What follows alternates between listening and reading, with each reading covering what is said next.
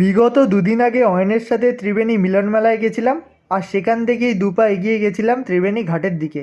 আর সেই ঘাটের দুপাশেই বিভিন্ন পূজার জিনিসপত্র বিক্রি হয়, সেখান থেকেই কিনে নিয়েছিলাম তিনখানা সোয়েটার আমার বাড়ির সেবিত জগন্নাথ বলরাম এবং সুভদ্রার জন্য। মূলত অরুণ ষষ্ঠীর দিন থেকে উড়িষ্যার শ্রীমন্দিরে জগন্নাথ বলরাম এবং সুভদ্রাকে শীতবস্ত্র পরানো হয়। এই নিয়মটি চলে বসন্ত পঞ্চমী অর্থাৎ সরস্বতী পূজা অবধি। সকালবেলায় সাধারণ বেশেই থাকেন প্রভুরা, কিন্তু প্রত্যেক দিন সন্ধ্যা আরতির পর এই শীতবস্ত্র পরানো হয়। এই শীতবস্ত্র পরানোকে বলা হয় ঘোড়ালাগি বেশ।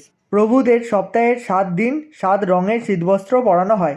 সোমবার ধূসর রঙের, বুধবার সবুজ, বৃহস্পতিবার হলুদ, শুক্রবার সাদা, শনিবার কালো এবং রবিবার লাল। আর মঙ্গলবার 12 পাটিয়া অর্থাৎ 5টি ভিন্ন রঙের কাপড় কেটে এই বেশ বানানো হয়। এই সময় পুরীর মন্দিরের অনেক ভক্ত এবং সেবায়েতরা প্রভুদের শীতবস্ত্রের রঙের সাথে মিলিয়ে পোশাক পরেন। আচ্ছা, আমাদের বাড়ি জগন্নাথ বলরাম সুভদ্রাকে কেমন লাগছে কমেন্টে